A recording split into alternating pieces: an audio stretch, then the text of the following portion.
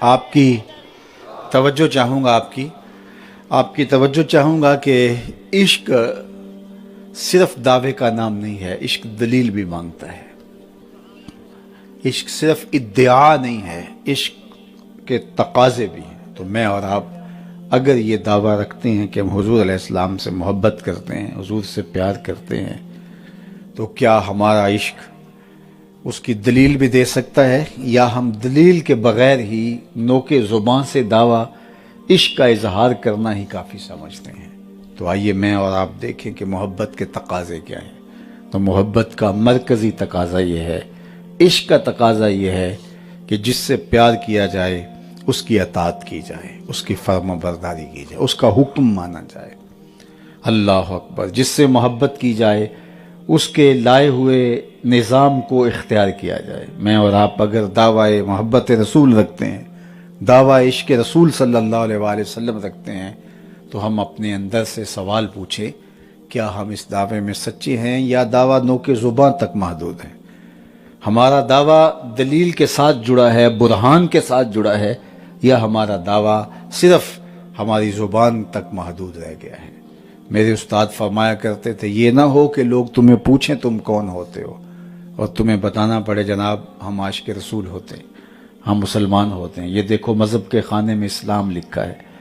آپ فرمایا کرتے تھے، نہ کسی کو پوچھنا پڑے نہ تمہیں بتانے کی نوبت آئے، تمہاری وضع قطع، طرز زندگی، انداز معاشرت ایسی ہونی چاہیے، تم دور سے چلے آ رہے ہو، لوگ پہچان کے کہیں وہ دیکھو حضور کا غلام آ رہا۔ نور آنکھوں میں تو چہروں پہ اجالے ہوں گے، مصطفیٰ والوں کے انداز نرالے ہوں گے۔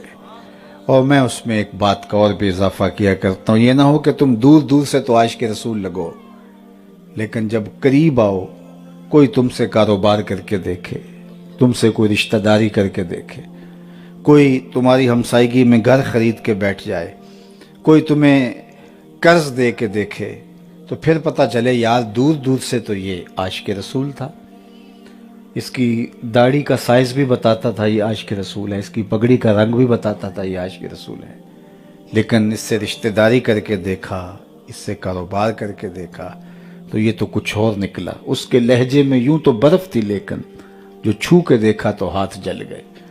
تو یہ نہیں کہ تم دور سے عاشق رسول دکھائی دو اور قریب آؤ تو کچھ اور لگو، نہیں، تم دور سے بھی عاشق رسول دکھائی دو، لیکن جب کوئی تمہارے نیڑے بیٹھے تو تمہارے مصطفیٰ جان رحمت پہ درود پڑے کہ حضور کے غلام ایسے ہوا کرتے ہیں۔ امام محمد بن حسن الشیبانی امام اعظم ابو حنیفہ کے شاگرد ہیں۔ جب آپ بصرے میں آئے تو ایک یہودی مناظر کھڑا ہو گیا کہ میں مسلمانوں کے امام سے مناظرہ کروں گا اور ایسے سوال کروں گا کہ وہ میرے سوالات کے جواب نہیں دے سکے گا۔ اور جو ہی امام محمد تشریف لائے، چمکتا ہوا روشن چہرہ اور نورانی چہرے پر سیاہ داڑھی کا حالہ، سر پہ سنت کا امامہ اور سنت کا بدن پہ جامہ، جو ہی امام محمد گھوڑے سے اترے اور اس نے مناظرہ کرنا تھا، آگے بڑھا، جو ہی نظر پڑی تو اس کے لبوں پہ کلمہ جاری ہو گیا۔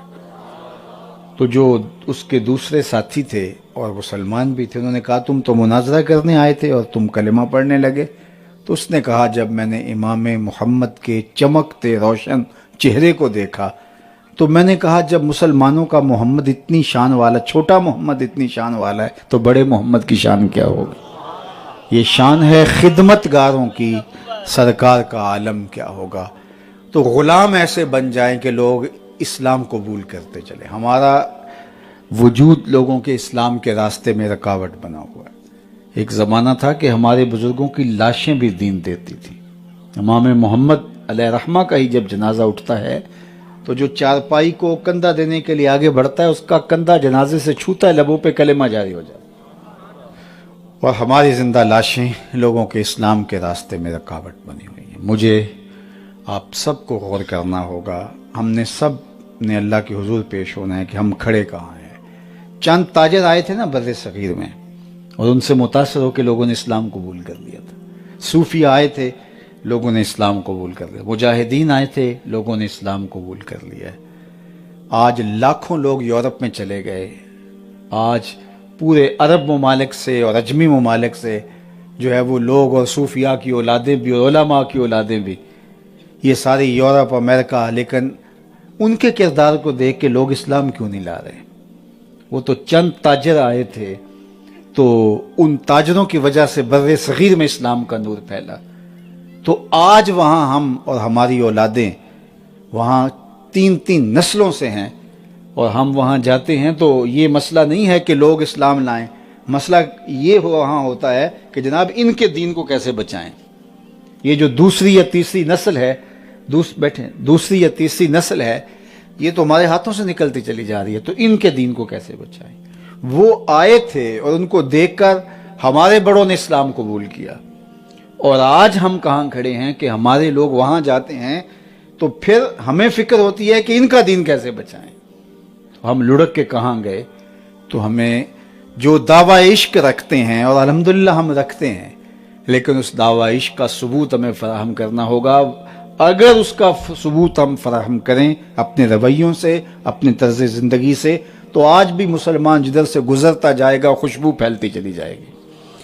تو آج ہم وہاں جا کر اپنی اولادوں کو بچانے میں کامیاب نہیں ہو رہے، تو اس کا مطلب یہ ہے کہ ہمارے اندر وہ چراغ ہی نہیں رہا۔ دعویٰ ہے اوپر سے ہم مسلمان ہیں، اندر اجڑا ہوا ہے ہمارا۔ اقبال نے کہا تھا دل مسلمان ہے تیرا نہ میرا، تو بھی نمازی میں بھی نمازی۔ تو وہ پھر سجدے نہیں ہوتے، وہ ٹکریں ہوتی ہیں۔ تو مجھے اور آپ کو دیکھنا ہوگا کہ ہم حضور علیہ السلام سے دعوی عشق رکھتے ہیں تو ہمارا رویہ، ہمارا طرز زندگی، ہمارا انداز معاشرت کیسا ہے۔ ایک صاحب حضور کی خدمت میں آئے تو انہوں نے سونے کی انگوٹھی پہن رکھی تھی، تو حضور علیہ السلام سے انہوں نے سلام کیا، تو آقا کریم نے رخ پھیر لیا، اعراض کر لیا۔ وہ سمجھے کہ شاید اتفاقاً حضور کا رخ ادھر ہو گیا، تو جدھر رخ فرمایا ادھر جا کے اس نے سلام کیا، تو آقا کریم نے پھر رخ پھیر لیا۔ تو اب سمجھ گئے کہ واقعی ناراضگی ہے، لیکن ان کو یہ سمجھ نہیں آ رہی تھی کہ ناراضگی کا سبب کیا۔ تو وہ صحابہ سے پوچھتے ہیں کہ مجھے تو پتہ نہیں، آپ بتا سکتے ہیں کہ حضور کی ناراضگی کا سبب کیا ہے؟ تو انہوں نے کہا تم نے یہ جو انگوٹھی پہن رکھی حضور منع کر چکے ہیں، ان الذھب والفضة حرام للذکور امتی، سونا اور چاندی میری امت کے مردوں کے لیے حرام ہے، یہ عورتوں کا گہنا ہے، مرد نہیں پہن سکتے۔ 4.5 ماشے کی مقدار سے کم درجے کی ایک چاندی کی انگوٹھی مرد کو اس کی اجازت دی گئی خصوصی طور پہ، باقی یہ عورتوں کا زیور ہے۔ تو شاید حضور اسے آتش دوزخ کا انگارہ قرار دے چکے ہیں اور تم اس کو پہن رکھا ہے، ناراضگی کا سبب یہ ہو سکتا ہے۔ وہ آگے بڑھے اور انگوٹھی اتار کے پیش کرتے ہوئے کہا حضور کیا آپ اس وجہ سے ناراض ہیں؟ ناراضگی کا سبب یہی تھا۔ آقا کریم نے انگوٹھی اس کے ہاتھ سے پکڑی اور یوں پھینک دی۔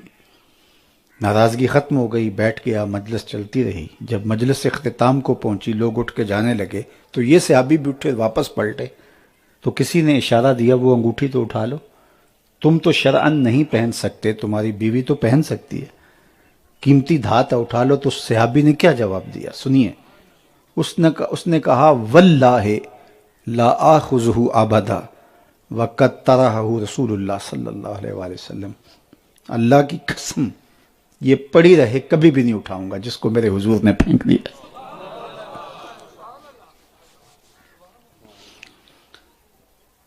تو کہا کہ جس کو میرے حضور نے پھینک دیا میں اس کو کبھی نہیں اٹھاؤں گا۔ میں اور آپ دیکھیں کہ ہم کوئی ایسی رسم تو نہیں سینے سے لگائے بیٹھے جس کو حضور نے پھینک دیا، کوئی ایسی دولت تو نہیں اپنے ساتھ جوڑے بیٹھے جس کو حضور نے پھینک دیا، کوئی ایسا انداز معاشرت تو نہیں اختیار کیے ہوئے جس کو حضور نے پھینک دیا۔ دیکھیں ماشاءاللہ جس شوق سے آپ آئے ہیں، جس کثرت سے آئے ہیں، جس محبت سے آئے ہیں، میں آپ کے ساتھ بڑا پاپولر خطاب بھی کر